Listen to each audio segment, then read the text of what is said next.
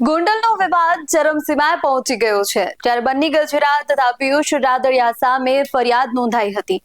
અલ્પેશ ઢોલરિયાએ પોતાના પરિવાર અને પરિવારની મહિલાઓ અંગે અભદ્ર ટિપ્પણીઓ કરી સોશિયલ મીડિયામાં વિડીયો વાયરલ કરવા અંગે બન્ની ગજેરા અને તેને માહિતી પૂરી પાડનાર પિયુષ રાદડિયા સામે પોલીસમાં ફરિયાદ કરી હતી, જેમાં પોલીસ દ્વારા પિયુષ રાદડિયાની ધરપકડ કરવામાં આવી હતી અને ત્યારબાદ તેને થર્ડ ડિગ્રી ટોર્ચર કરવામાં આવી માર માર્યા હોવાના આક્ષેપો થઈ રહ્યા છે।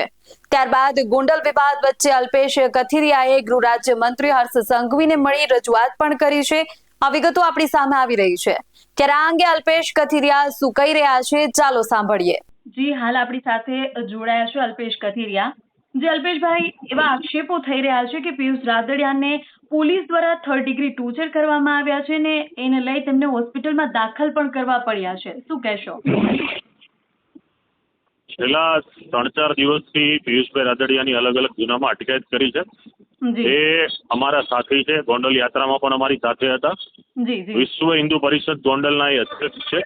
તમે વિચારો કે પોતે વિશ્વ હિન્દુ પરિષદ ગોંડલના અધ્યક્ષ છે, અમારી સાથે જોડાયેલી વ્યક્તિ છે, ધંધાર્થી વ્યક્તિ છે, એને આ રીતે ખોટી રીતે અલગ અલગ ગુનામાં ફિટ કરી રહી છે।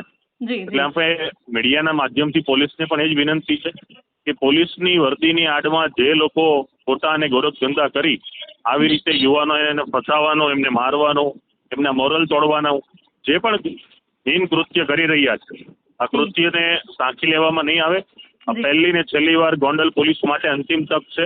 હવે પછી એક પણ યુવાન સાથે કંઈ પણ બનાવ બનશે, કોઈ પણ પ્રકારનું ઘર્ષણ કરશે, કોઈના ધંધાને અસર કરશે, એવી કોઈ પણ પરિસ્થિતિ થશે તો એ માટે પછી કોઈ પણ પરિસ્થિતિ સર્જાશે તો ગોંડલ પોલીસ જવાબદાર રહેશે।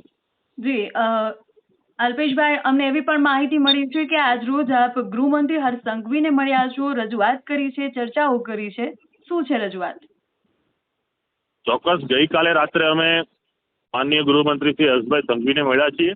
આ બાબતે પૂરતી રજૂઆત કરી છે કે ગોંડલના કિસ્સાની અંદર કઈ રીતે અમારી સાથે રહેલા યુવાનોને ટોર્ચર કરવામાં આવે છે, કઈ રીતે એની સાથે એસોલ્ટ થાય છે, બધી માહિતી એમના સમક્ષ મૂકી છે।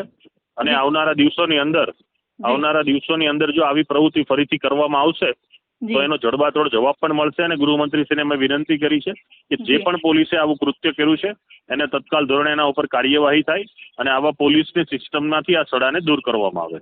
જી અલ્પેશભાઈ, જે રીતે આપે રજૂઆત કરી છે તો ગૃહમંત્રી દ્વારા તેની શું પ્રતિક્રિયાઓ મળી છે આપને? ગૃહમંત્રીશ્રી દ્વારા ત્યાંના રેન્જ આઈજી અને જે પણ ઉચ્ચ અધિકારી છે એમને સૂચના આપવામાં આવી છે અને એ તપાસના અંતે જે કોઈ પણ દોષિત પોલીસ આવશે એ તમામ પોલીસના અમે પુરાવાઓ પણ રજૂ કરવાના છીએ।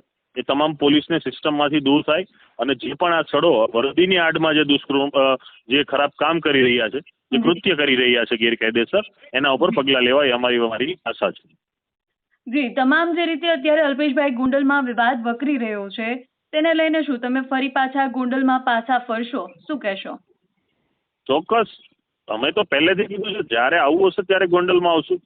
ગોંડલ એ કોઈના નામે નથી, ગોંડલ એ કોઈની જાગીર નથી, જ્યારે આવું હશે ત્યારે ગોંડલ આવીશું। તો ગોંડલ વિવાદને લઈ આપનું શું કહેવું છે અમને કમેન્ટ કરી જણાવશો। તમે અમારી યુટ્યુબ ચેનલને સબસ્ક્રાઇબ કરવાનું, અમને ફેસબુક અને ઇન્સ્ટાગ્રામ પર ફોલો કરવાનું ભૂલશો નહીં। બાકી આવા જ વધુ અહેવાલો સાથે મળતા રહેશો।